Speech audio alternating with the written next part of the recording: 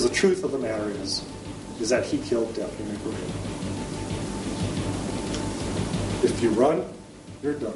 The jury hears final arguments, then starts deliberating the case against an accused cop killer.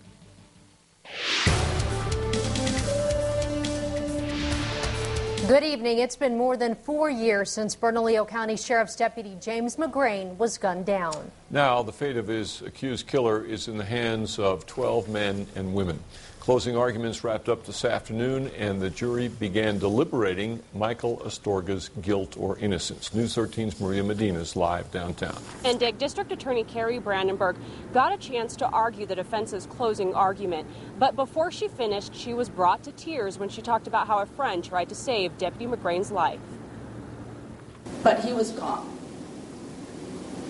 And he talks about walking away only after rescue comes and removes him from the area.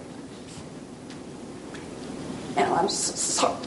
After more than 2 weeks of emotional, sometimes tense testimony, attorneys on both sides had their final words with the jury before deliberations. The reason he ran is because he killed Deputy McGrain. Assistant District Attorney Troy Davis told jurors that Astorga went into hiding and ran to Mexico after McGrain's murder for a reason. Because the truth of the matter is that he killed Deputy McGrain. If you run, you're done. And that's what he did. He ran. Where is the evidence? It just doesn't exist.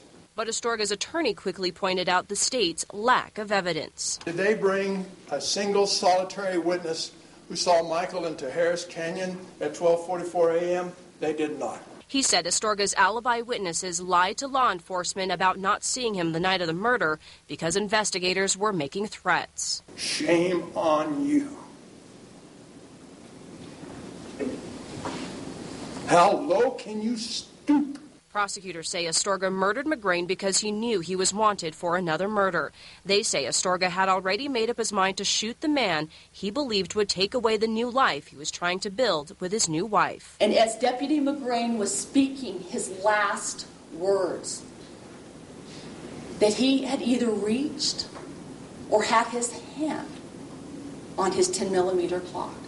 Because he knew at that point what it was going to take to preserve his freedom. And the jury is expected to be back at district court first thing tomorrow morning to resume deliberations. Dick?